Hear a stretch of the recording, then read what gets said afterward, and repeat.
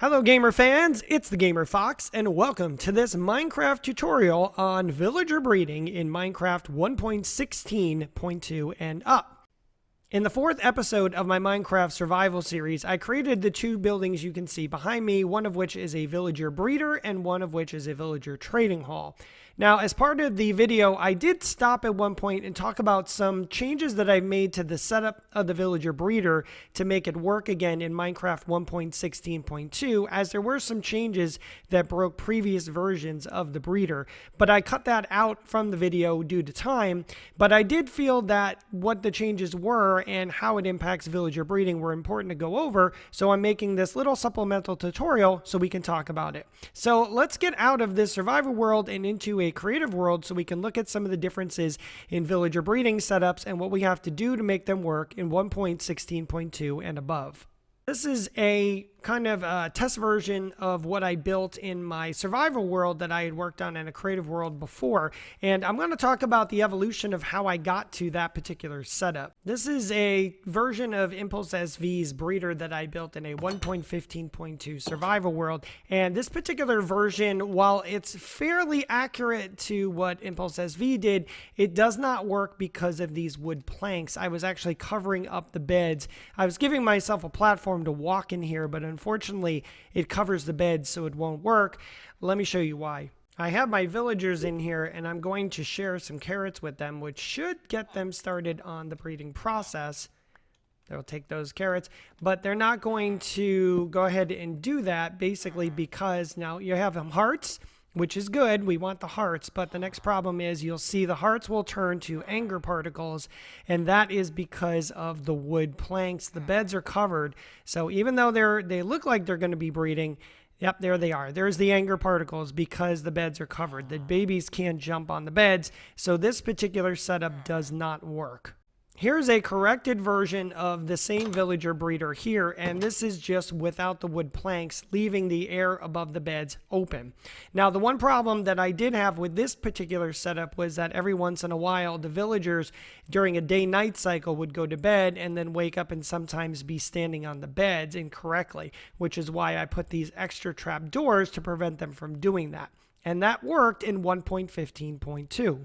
Unfortunately, in Minecraft 1.16.2, something changed in villager mechanics such that when they go to bed now, they can actually pathfind out of this particular area and off the bed. So if they go to sleep, that's fine. But if we now wake them up, they will now wake up on the beds, which obviously completely breaks this system, as if they breed, the babies will now be on the beds and not in this central collection area.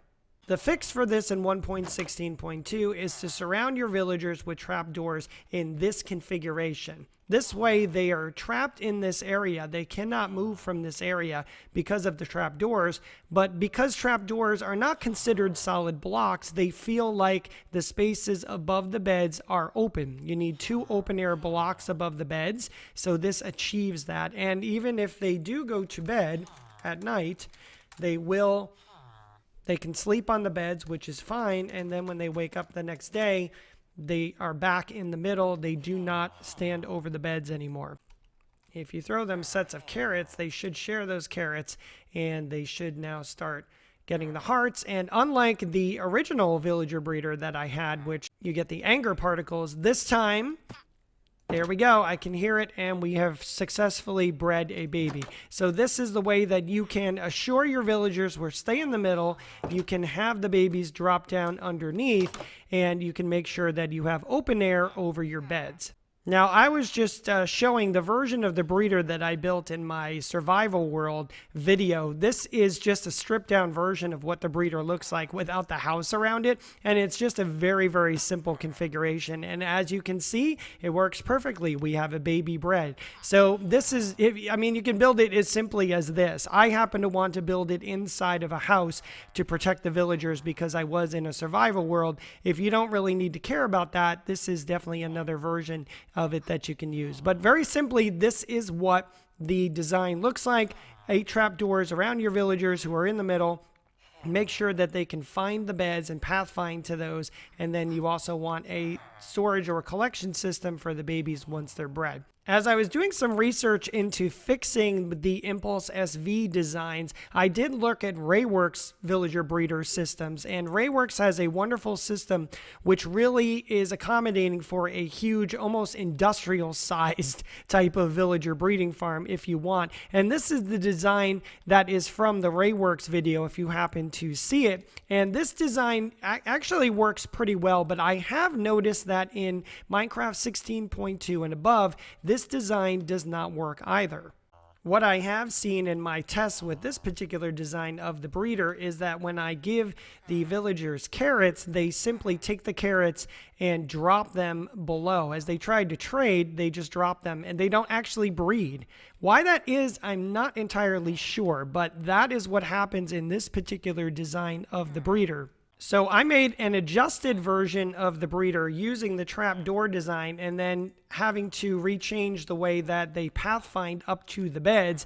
And this particular configuration, when you build them into this sort of pattern using the trapdoors instead of just the stone blocks, I'm not sure if the stone slabs are part of the problem in their pathfinding up to the beds or not, but this way, when I put them into this sort of configuration, maybe I need to give them a little room. There they go. Now they're trading the carrots. I had too much proximity.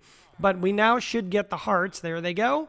And we should be able to get a baby successfully. Another thing to note, if you happen to be doing some work with villagers and you happen to put villagers in, and for some reason you take them out, or you decide to let them go, or you swap them out, you have to make sure that if you bring in new villagers to do breeding with, you change out the beds, because they will always connect to a bed. And once a bed is claimed, a bed is claimed. Even if the villager dies or happens to leave the village, that bed's claimed, so you're going to have to change it out and put a new bed in its place. So the last thing I just wanted to show here was I had just done a little bit of playing around with different configurations of pathfinding up to the different 4 beds. And this is just another way that I did it. This is a little more of a stair-step design. I also tried out a design with a 5-bed configuration. Not that it really matters. Really having 2 beds for the villagers that are breeding and having at least 1 to 2 extra beds that are unclaimed is fine. 5 beds, you know, it's just whatever. If you want to make this kind of design, go for it. It's no problem. This design works. And this is just another configuration that I did. And I have something where if the villagers happen to drop some of the extra carrots at any point, you can come in and you can pick them up and make sure that you don't lose any carrots. That's why the hopper's there. That's just one other way. If you happen to be doing a villager breeder where you have a farmer who would be throwing carrots at the villagers, this is a very good system for catching any of the extras that the villager might be throwing. So that's it for this Minecraft tutorial. Just a quick overview of villager breeding and the changes that have happened in 1.16.2 and how you can fix them in your survival world and get villager breeding going successfully. Please, if you enjoyed this video, oh, there they go. Look, they're breeding again. We're getting more villagers breeding. This is awesome. If you like this video, please be sure to leave a like. If you're not subscribed to the channel, consider subscribing so you can get more great content like this. If you happen to have success or challenges in villager breeding, leave me a comment. Or if there's other tutorials that you'd love to see me make, definitely leave a comment and let me know. Thanks for watching this video, and I'll see you out in Minecraft Survival again very soon.